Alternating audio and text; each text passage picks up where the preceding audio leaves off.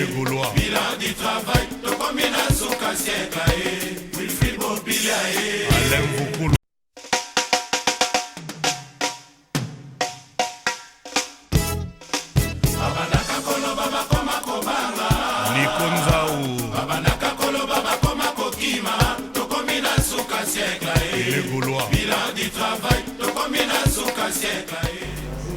Ah ben, merci, très chers téléspectateurs, vous tous qui suivez cette émission au travers Voice of Congo. Nous en merci à tous les nombreux téléspectateurs qui aiment ces mœurs d'information de la République démocratique du Congo dans le monde d'internet. Nous en remercie à Eric Bokula qui nous coordonne depuis la ville de Djobourg. Moi c'est Christian Aliouma, le veau de tous les jours dans l'émission Le Grand Cœur, qui vous invite à bien suivre cette émission avec beaucoup plus de passion et de compassion et d'intellectualisme. Nous en remercie à tous les nombreux téléspectateurs des Voice of Congo qui nous suivent au travers le monde.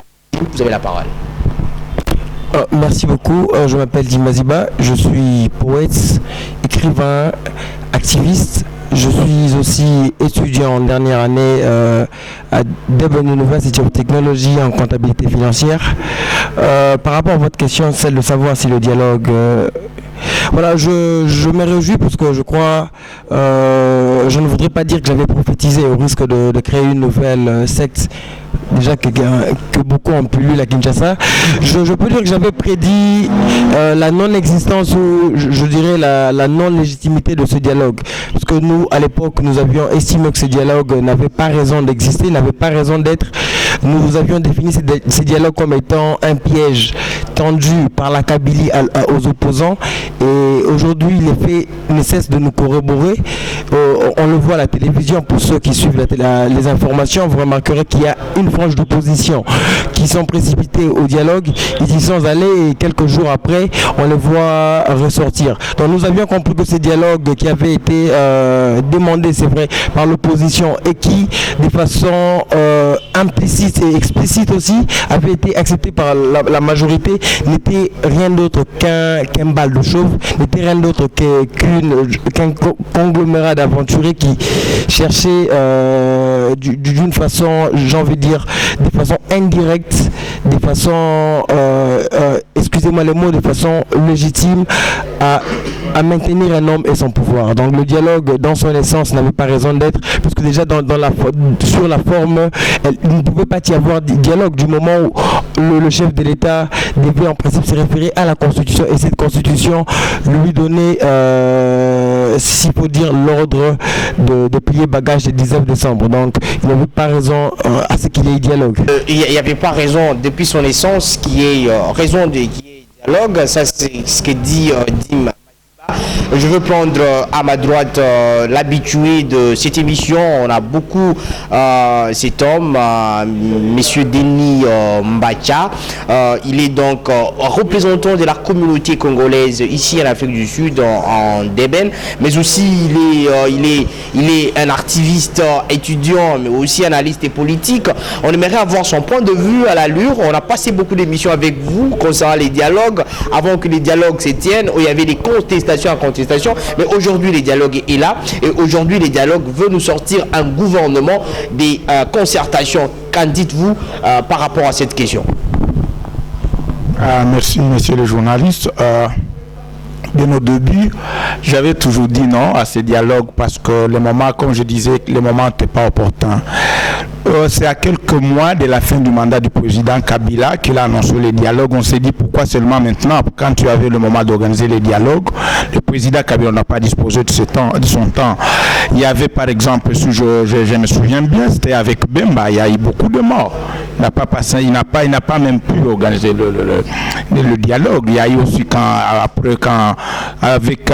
avec Tshisekedi, il n'a pas non plus organisé le dialogue. Et c'est maintenant, quand il a fait un mandat qu'il a dit, je commis trop de gaffes et je pense que c'est le moment d'appeler les gens pour qu'ils m'aident à quitter paisiblement ou à laver mes péchés. Et c'est là, beaucoup de gens ont compris que ce n'était pas le moment d'organiser le dialogue. Ils ont boycotté le dialogue et certaines personnes y sont allées, mais La population était contre ce dialogue et c'est pourquoi ça n'a pas abouti et ça ne semble pas non plus aboutir à ce que la population s'attendait. Et c'est pourquoi tu vois toujours le peuple est toujours contre. Et quant au gouvernement qui sera issu de ce dialogue, je pense que ce gouvernement, il est hors constitution, il est inconstitutionnel parce que si nous devons avoir la culture des textes et le respect des textes, on devait se référer à la constitution, ce qu'elle dit, parce que quand on est fait mandat, on laisse tout et puis la constitution de ce qui va se faire. Je pense que ce n'était pas les dialogues qui devaient se substituer à la constitution. On devait laisser la constitution faire son travail malgré le dialogue. Merci. On a une nouvelle figure, ça c'est pour la toute première fois qu'on le reçoit dans cette émission, Le Grand Cœur, une émission débat politique où on parle à cœur ouvert dans la diaspora. Je vous appelle Thomas Kanza, les uns vous appellent président d'une structure CISA, Social Integration of Immigrants in South Africa. Et vous avez beaucoup de titres à ces qualités, peut-être aujourd'hui les téléspectateurs vont devoir vous découvrir en fond. Merci encore Christian. Mon vrai nom est Thomas Kanza Zolana. Je suis acteur, cinéaste, vice-président de CISA, Social Integration for Immigrants in South Africa, et je suis activiste humanitaire. Ici en ce moment, je représente PSN, Peuple au service de la nation. Je suis le président régional de KwaZulu-Natal, Durban précisément. Ma question c'est les dialogues. Cette question est aujourd'hui au centre et c'est tout le monde qui en parle. Votre position sur ces dialogues et le gouvernement qui sera issu du dialogue, est-ce que vous croyez qu'il aura une légitimité face à la population, face aux agents de l'œuvre? Merci Christian. Premièrement, les personnes qui se sont précipitées au dialogue, il faut connaître la cause, le combat. Pourquoi nous allons au dialogue? Est-ce pour remplacer le gouvernement en place, le Premier ministre Matata Ponyo et son gouvernement, ou pour voir qui va diriger après le 19 décembre? C'était ça la première question à savoir. Nous avons vu des gens se précipiter au dialogue en train de condamner le Premier ministre Matata Ponyo. Le gouvernement a échoué pour organiser les élections. Mais c'est faux. Comment est-ce que pouvez-vous condamner le Premier ministre ou vous précipiter au dialogue pour seulement s'accaparer de la primature et oublier la tête du pays? C'est le président de la République qui, lui, avec le gouvernement, ils ont tous échoué pour emmener le pays aux élections, organiser les nouvelles élections du pays. Voilà la cause. Maintenant, l'opposition a été divisée en deux. Les uns disent oui au dialogue, les autres disent non. Alors, en tant que peuple au service de la nation, nous sommes là pour défendre la cause du peuple. Nous disons non au dialogue parce que le but du dialogue était de prolonger la durée du président de la République dans ce pays. Non, je ne vous coupe pas la parole, je vous retourne la parole tout à l'heure. Là, vous refusez les dialogues sont en train de se tenir, les dialogues sont en train de sortir des résolutions, mais vous dites que vous refusez. Mais je ne comprends pas cette allégation. Pourquoi vous dites que vous refusez alors que les dialogues sont en train de se tenir? Lorsque nous disons que nous refusons, comme je l'ai dit déjà au premier tour, c'est le but, la cause, pourquoi nous sommes allés au dialogue. Sommes-nous allés au dialogue pour prolonger la durée du président de la République ou sommes-nous allés au dialogue pour voir qui va diriger le pays après le 19 décembre? Parce que les élections ne sont pas organisées au délai constitutionnel. Voilà, le but du dialogue était de voir qui pourra diriger parce que le gouvernement et le président de la République, ils ont tous échoué au moment où le vrai délai pour organiser les élections présidentielles. Qu'est-ce que le peuple doit faire actuellement? En ce moment, comme vous venez de le dire, le dialogue est en train de se tenir. Et jusque-là, ils sont, pour ne pas dire à queue de poisson, ils ne savent pas qu'est-ce qu'ils vont faire. Donc, le peuple attend le 19 décembre, selon moi, et le peuple au service de la nation, PSN, nous pensons directement que le président de la République pourrait démissionner le 19 décembre Et à partir de cela, nous allons voir un dialogue. Nous devons avoir un dialogue qui sera précisément inclusif avec tout le monde d'abord, voir comment nous pourrons progresser avec le pays après le 19 décembre. Aujourd'hui, il n'y a pas de solution par rapport à la constitution même du gouvernement. Je dis Maziba, depuis l'entame de ces dialogues, lorsque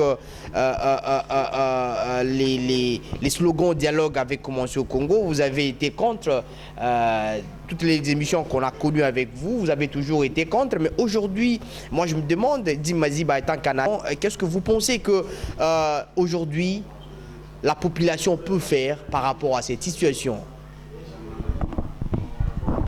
Merci beaucoup. Je crois avoir répondu à cette question lors de l'émission passée. Nous avions, comme vous l'avez dit, nous étions contre le dialogue puisque au risque de me répéter, nous avions jugé que ces dialogues ne pouvaient pas, ne portaient pas les prémices des solutions auxquelles le Congolais s'attendait. Déjà, on partait d'un mauvais postulat puisque rien qu'en suivant le langage des acteurs politiques, dès la majorité qui invitait ceux de l'opposition au dialogue, on pouvait lire un manque de volontarisme politique en termes d'organisation des élections. Donc c'était quelque chose de très patent. Déjà que nous connaissons comment fonctionne cette majorité qui est très forte lorsqu'il faut embarquer le peuple dans des appréciations à la Molière. On parle de dialogue, on parle de concertation. Finalement, on va parler des palabres pour tout ce que vous savez. Mais là n'est pas le problème. Je voudrais que nous rebondions, nous rebondissions, excusez-moi, par rapport aux pistes de solutions. Nous avions je pense que la piste des solutions, c'est la Constitution qui nous la donne. On ne va pas créer une solution magique. La Constitution est claire par rapport à cela. L'exemple, ce qui se passe en République démocratique du Congo est un, j'ai envie de dire, est un vol électoral. Pourquoi je le dis? Parce que de façon délibérée, M. Kabila et sa bande et ses sbires mettent en place, échafaudent des manigances de manière à ce que les élections ne s'organisent pas. Et dans cette situation, la Constitution, dans son article 64, je ne l'ai pas retenu comme un enfant de cœur, mais cette Constitution, mais dans le fond, l'article 64 invite le peuple à se prendre en charge de manière constitutionnelle. Et nous avions proposé que cette population fasse de même de la même façon que nous avions connu dans plusieurs pays comme le Burkina Faso en Tunisie, c'est-à-dire faire souffler, sortir dans les rues. Non, pas du tout, pas du tout. Chambarder les magasins, c'est ce que vous dites? Non. Voilà, c'est une question. Non, voilà, je vais vous répondre. Ce qui a été fait en Tunisie, c'était l'émanation d'un ras-le-bas collectif. C'est-à-dire que la population a pris conscience des enjeux, s'est rendue dans la rue et a délogé un dictateur, l'une des plus féroces dictatures d'Afrique, celle de la Tunisie. En ce moment, nous invitons le peuple à aller dans les rues le 19 décembre, à faire voir leur point de vue, à manifester publiquement de manière à ce que Joseph Kabila plie bagage. Donc c'est là notre point de vue, c'est là notre piste de solution que nous pouvons fournir jusque-là. Parce que Joseph Kabila a les escadrons de la mort, mais aucun escadron de la mort ne peut ébranler l'idéal révolutionnaire. Voilà, téléspectateurs, il a martelé sur cette question, président Joseph Kabila. Il faut le respect des textes. Et ça devait commencer en principe avec le président de la République, sa majorité, où ils ont pris un engagement qu'ils doivent respecter en disant que voilà, il n'y a que 2 mandats et après le 2 mandats, nous devons rendre les choses. Mais malheureusement, comme ils ne l'ont pas fait, c'est la situation qui nous amène à solliciter les gens pour être dans la rue. Mais la rue n'a jamais trouvé de solution parce que quand vous dites que nous avons amené le gens des 19, et les 19, le pouvoir tombe. Mais qui est le président là-bas? Mais ça, c'est créer encore un vide juridique. Je pense que c'était le moment. Selon vous souhaitez que Kabila continue à payer? Absolument non, absolument non. Je suis un homme qui respecte les textes. Je ne dirais pas que le président actuel continue parce que ces 2 mandats sont terminés. Il doit déposer. Non, j'arrive là-bas. Je suis en train d'éviter le pire à la population parce que ce sont nos frères, ce sont nos soeurs, ce sont nos enfants qui sont chaque jour tués. Et je pense que cela n'arrange pas tout le monde quand nous voyons le bain de sur la ville de Kinshasa. Et je pense que s'il fallait que le politicien s'arrange, il fallait que le politicien se rencontre pour trouver un terrain d'attente où on pouvait rendre où on pouvait pacifiquement diriger le pays après les 19 sans gérer tout le monde.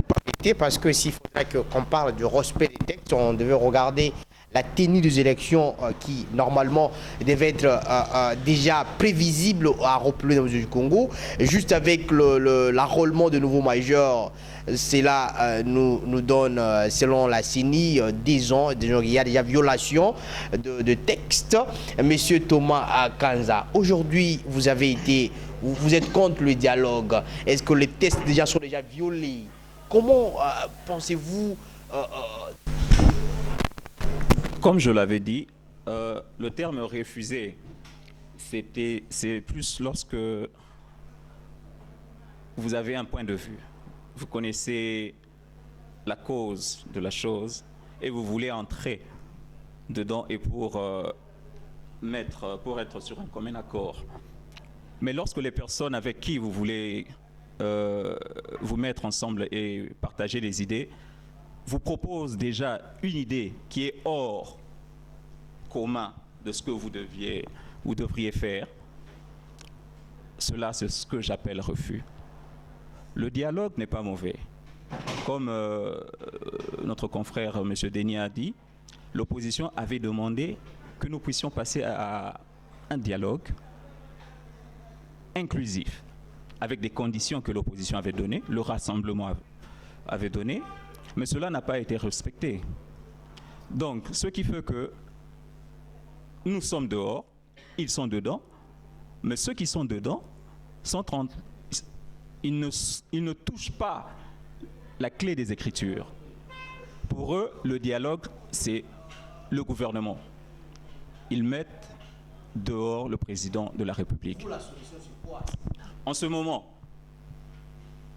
nous pouvons voir jusqu'au 19 décembre. Le président de la République devrait démissionner et nous devrions avoir un gouvernement de transition puisque les lois ont déjà été... Monsieur Kanza, je vous retourne la parole. Le président doit démissionner. Effectivement. Et laisser le pouvoir. Effectivement. Pendant qu'il va démissionner, il n'y a pas de consensus, il n'y a pas de dialogue. La continuité du pouvoir. Voilà. Comment elle sera gérée? Voilà. Le président doit démissionner. En ce moment, nous aurons le dialogue inclusif. Parce que l'opposition a toujours demandé le dialogue inclusif sans le président de la République. Parce qu'il y a une... si nous devons avoir... Mais selon moi, personnellement, j'aimerais bien que le président de la République puisse démissionner. Voilà la solution. La démission du président de la République. On continue avec le pays. Voilà. Monsieur Dumaziba, activiste humanitaire, vous avez certainement, depuis l'entame de ces dialogues, vous n'avez pas aimé, vous avez inventorié certains principes. Tout le mot vous avez attribué à ces gouvernements. Mais aujourd'hui, nous sommes dans une phase telle que le vin déjà est là, est tiré, et que le problème est sur la table. Mais moi, je vous ai posé la question, vous demandez à la population de sortir, aller dans la rue, prendre le pouvoir par la force. Est-ce que vous trouvez, étant que humanitaire, que cela contredisait votre mission d'être humanitaire? Merci beaucoup. Tout d'abord, j'aimerais vous faire remarquer que mes deux contradicteurs n'ont pas répondu à votre question, celle de donner une piste de solution par rapport à ce qui devrait être fait au cas où le dialogue n'aurait pas gain de cause. Donc moi je suis clair, je me le répète, je pense qu'il faut à un moment donné arrêter avec certains discours qui revêtent un caractère de sédatif, un discours qui consiste à endormir le masse. Envoyer le peuple dans la rue n'est pas signe de banditisme. Sinon, je me pose la question à quoi auraient servi toutes les révolutions qui ont émaillé le monde, l'histoire du monde. Il suffit un peu de revisiter l'histoire, un petit exercice de mémoire, vous verrez voir que le monde est ce qu'il est aujourd'hui à cause des révolutions. Une révolution n'est pas forcément sanguinaire. Il faudrait un peu revoir certains classiques. Si vous allez... En fait, je vous retourne la parole. Une révolution n'est pas sanguinaire. Vous avez vu les actes de 19 à Kinshasa qui, normalement, étaient une demande un peu plus pacifique. Mais cette marche, cette descente à la rue a révolutionné les gens. Il y a eu des morts. On pleure à Kinshasa. Est-ce que vous avez ça entre les mains? Est-ce que la manière dont vous comprenez les concepts et aller dans la rue, et c'est cette même manière-là que ces Congolais-là comprennent ces concepts? Merci beaucoup. J'allais vous répondre par rapport à ça avant que vous ne m'ayez interrompu. Je pense que le problème n'est pas par rapport à la révolution. C'est un problème beaucoup plus de fond, puisque nous faisons un débat de fond. Je pense qu'il y a un problème de fond par rapport à la façon dont cela est fait. Moi, j'avais condamné personnellement la façon dont l'opposition avait embarqué le peuple dans la rue. Il suffit de lire Michael Bloom pour comprendre qu'il y a des révolutions pacifiques. Donc une révolution peut être pacifique. Par rapport à la répression du gouvernement, en dehors du fait de conquérir le pouvoir, je pense que l'une des missions régaliennes que doit remplir un parti politique, c'est aussi encadrer les masses. Encadrer les masses dans le sens d'une éducation et d'une prise de conscience collective.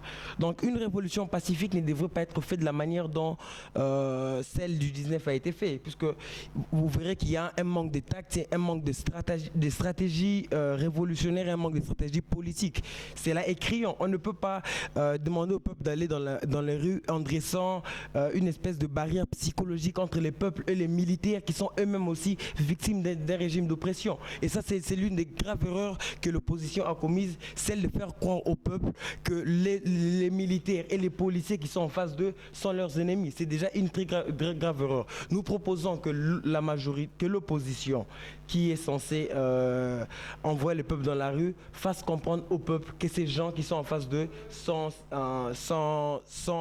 le même devoir et ont les mêmes difficultés que suivez la révolution qui a été passée, qui a été faite en Yougoslavie et en Serbie.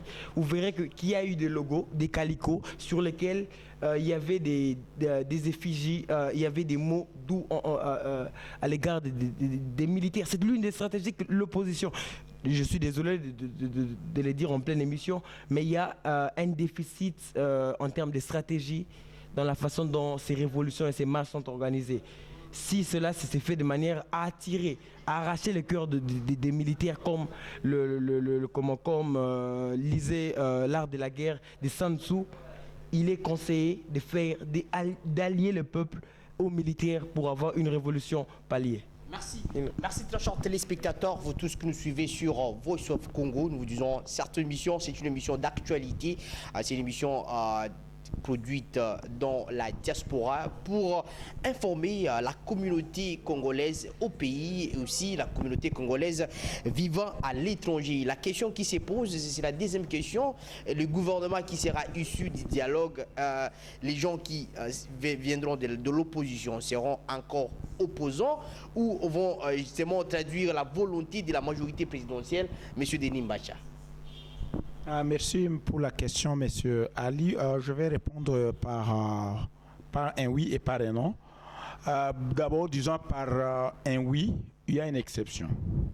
Ces gouvernements peuvent être encore reconnus de l'opposition quand c'est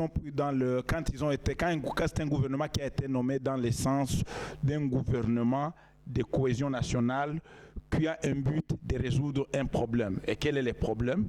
Comme vous le savez, le pays est en débandade. Et quand on spécifie que ce gouvernement, c'est pour résoudre la crise, automatiquement, c'est un gouvernement qui est légal. Et dans les noms, c'est un gouvernement qui n'est pas, mon nom, c'est un gouvernement qui n'est pas légal, dans le sens où ils sont nommés juste pour l'intérêt d'avoir des postes. Et ce n'est pas pour le but d'un gouvernement de cohésion nationale pour répondre à la crise. Par exemple, ils peuvent l'opposition au dialogue peut obtenir la primature aujourd'hui.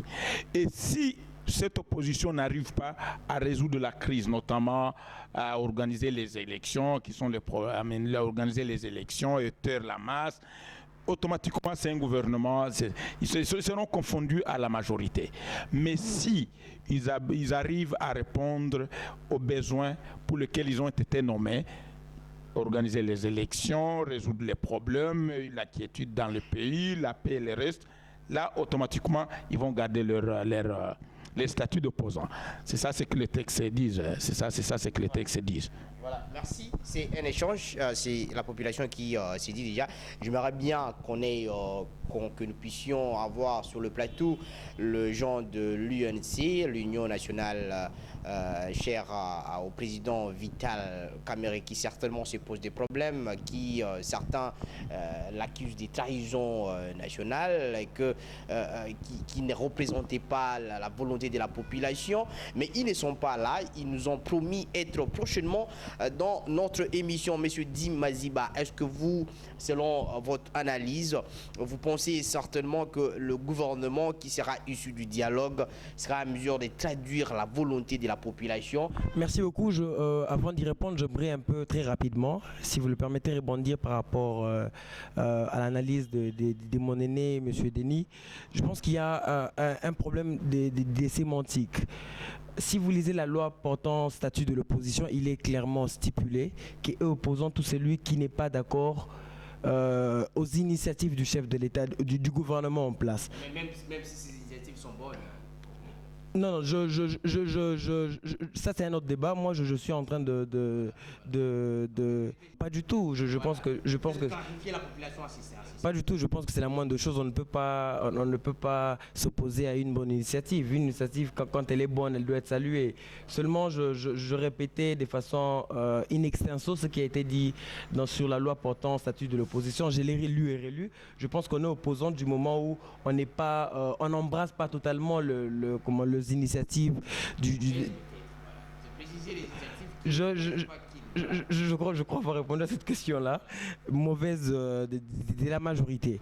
Donc, parler d'un groupe d'opposants dans le gouvernement d'Union nationale, pour moi, c'est un débat, c'est quelque chose qui est vide de sens. Donc, on ne peut pas être opposant dans un gouvernement qu'on appelle d'opposition. Ce n'est plus une opposition. On connaît en ce moment le gouvernement que nous connaissons, le gouvernement Matata 2 ou 3, je ne sais pas, il y en a tellement beaucoup.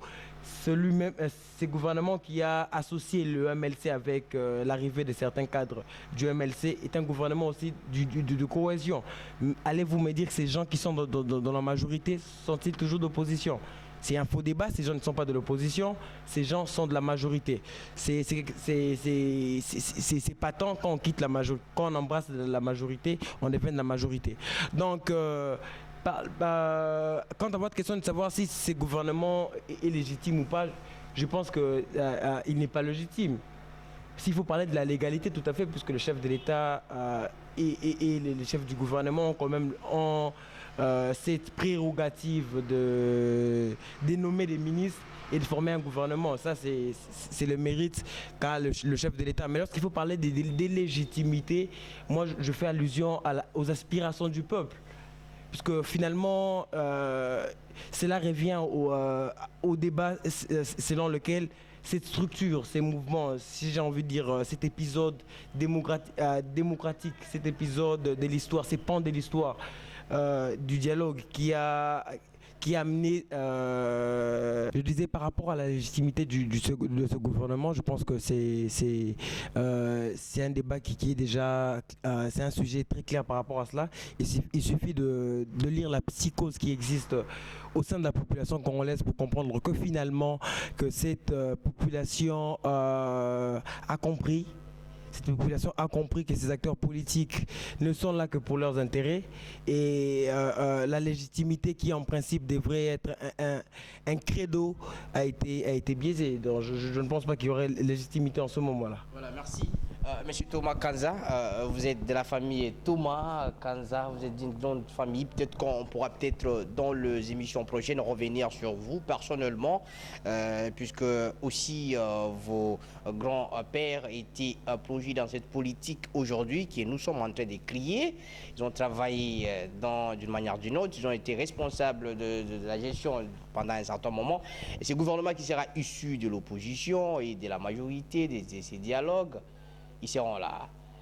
Pensez-vous qu'ils peuvent faire quelque chose, changer, apporter les élections après 10 ans où ça sera peut-être nous amener pour aller à 2, pourquoi pas arriver à 9?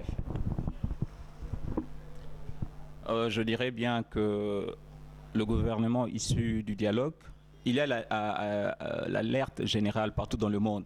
Si seulement le dialogue était une chose aimée par tout le monde, aujourd'hui le Congo serait calme. Si seulement le dialogue était aimé par tout le monde, par tout le peuple, le Congo serait aujourd'hui calme. Et l'Afrique serait calme aussi, voire même le monde. Maintenant que vous voyez partout les présidents, le Parlement, partout au monde, ils sont tous impliqués au dialogue qui se passe au Congo. Cela veut dire simplement qu'il y a quelque chose qui ne va pas. Donc ce dialogue n'est pas vraiment le bienvenu chez le peuple congolais. Parce que moi je pourrais dire vraiment du fond de mon cœur, ce dialogue, le gouvernement issu du dialogue en ce moment ne sera pas le bienvenu. Merci très chers téléspectateurs. On n'a pas le temps de lire tout le message qu'on a reçu sur notre page Facebook. Lorsqu'on a lancé ces thèmes de cette émission, le gouvernement qui sera issu de dialogue sera-t-il en mesure d'organiser la crise qui est actuellement en République du Congo? Et certains ont écrit que le peuple ne pourra que prendre en charge la population pour changer cette situation. C'est seulement la population qui peut être sauvée. Il y a Rachid de Goma qui nous a dit simplement que le patron, les gens de l'opposition qui est de la majorité ont le même patron à l'Occident. C'est un jeu politique pour distraire la population. Mais il y a trop de commentaires. On vous cite que ces deux-là. Et nous acheminons lentement sûrement vers la fin de cette émission. Je vais prendre les considérations finales par rapport à cette émission. Monsieur Denis Mbacha, on va commencer par vous. Quel sera votre mot de la fin? Mot de la fin, puisqu'il y a tout à dire. Je sais que vous avez beaucoup à dire. Mot de la fin par rapport à cette émission. Je crois prochainement, on pourra encore continuer dans les grands cœurs. Merci, monsieur Ali. Je vais encore répéter que ce gouvernement sera légitime parce que je pense il faut toujours se souvenir du passé. À San City, il y a encore un dialogue intercongolais qui a réuni tous les Congolais. Et quelle était la cause? C'est quand la République était divisée, quand tu avais le RCD de l'autre côté, quand tu avais le MLC de l'autre côté, quand tu avais je sais pas, toutes les factions qui étaient autour qui étaient dans la République. Et on a convoqué un dialogue intercongolais. Et le gouvernement qui est sorti avec autant de vice-présidents, c'est un gouvernement légitime, ce qui nous a amené aux élections. Je pense que le gouvernement qui peut sortir, si c'est un gouvernement pour résoudre la crise, et la crise qui est bien connue de tout le monde, il n'y a pas la paix au Congo, il y a la mégestion, il n'y a pas d'emploi, il n'y a pas de gens sont impayés. Je pense que si la crise peut être résolue, c'est un gouvernement d'union nationale ou de cohésion nationale qui peut être formé à partir de ce dialogue, et que ce gouvernement prenne les choses en main, organiser les élections qui sont la préoccupation primordiale de la population. Après les élections, doter un gouvernement, élire le parlementaire capable, élire le maire et autres gouverneurs. Je pense que c'est un gouvernement qui sera légitime parce que c'est le peuple lui-même qui doit le légitimer, et c'est ça l'attente de toute la population congolaise. Je vous remercie. Voilà, monsieur Denis Mbacha conclut en disant tout simplement que le gouvernement sera légitime puisque nous devons nous souvenir du passé. Ce n'est pas aujourd'hui la première. Dans de pareilles circonstances, la République démocratique du Congo recourt beaucoup plus au dialogue. Monsieur Denis Maziba, votre mot de la fin par rapport à cette émission, peut-être aussi un petit commentaire à ce qu'a dit monsieur Denis Mbacha, mais c'est là à 1 minute. Merci beaucoup. Très rapidement, j'aimerais signifier que si je suis aujourd'hui en cravate noire, c'est parce que nous pleurons. Je pense qu'on a tendance à parler du dialogue, mais finalement, on oublie certaines questions essentielles. Il y a aujourd'hui, des massacres qui se font à Beni. Qu'est-ce que le gouvernement fait par rapport à cela? Il y a la grève des infirmiers à Lubumbashi. Qu'est-ce que le gouvernement fait par rapport à cela? Il y a la pollution de l'eau à Mbujimai. Les gens vont dans des puits pour puiser de l'eau. Qu'est-ce que le gouvernement fait par rapport à cela? Donc finalement, lorsque on analyse les observateurs avertis, lorsqu'on se penche un peu sur ce qui se passe en RDC, on a l'impression comme si finalement il n'existait pas une classe politique. Moi, je pense que le vrai dialogue serait celle où le membre du gouvernement se mettrait ensemble pour travailler pour le bien-être de la population. Très rapidement, pour conclure, j'aimerais appeler ici à la conscience collective des opposants. Je pense qu'aujourd'hui, l'histoire dans le monde a démontré qu'aucune victoire de l'opposition n'est possible sans une alliance sacrée, sans une union sacrée. Donc, le rassemblement qui a été lancé à Genval a non seulement le mérite de concentrer les énergies centrifuges autour d'un idéal, mais aussi aujourd'hui de booster un peu, j'ai envie de dire, leur adversaire commun, qui est Joseph Kabila, par rapport à ses velléités de passage en force. Donc on ne peut aujourd'hui de façon logique aller en ordre dispersé, parce qu'on se rend compte qu'il y a un groupe, qu'il y a une frange d'opposition qui crée une dissidence dans ce mouvement. Je pense que les opposants aujourd'hui, à l'heure de l'élaboration de nouvelles normes politiques, démocratiques aussi, dans laquelle l'opinion publique devrait jouer un rôle important, il est de leur devoir de jouer le rôle de contrepoids pour mettre fin à l'hégémonie du PPRD qui dure depuis un quart de siècle, 15 ans environ. Merci beaucoup. Merci. Lorsque vous parlez d'un quart de siècle, ça donne un débat encore de fond. Mais très chers téléspectateurs, on va revenir. Comprenez que Djim Maziba, c'est un poète, mais aussi un humanitaire, analyste politique. Il a beaucoup de qualités, ces messieurs.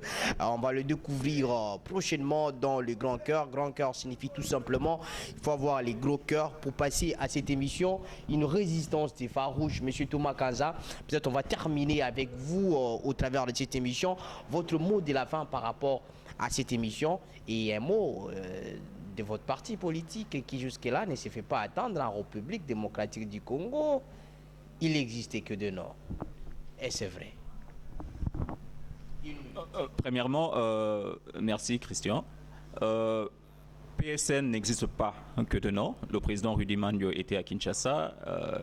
Il a assisté à plusieurs marches pacifiques à Kinshasa. Il a été invité radio, télé, par-ci par-là, à Kinshasa, à Lubumbashi. Bref, PSN est un parti politique enregistré, pour ne pas dire le premier parti politique de la diaspora venant de combattants ayant un siège à Kinshasa. Là, c'est vraiment totalement confirmé. PSN, nous sommes là, peuple au service de la nation. En revenant sur la conclusion de cette émission, peut-être on va revenir sur votre parti politique. Ouais, merci beaucoup.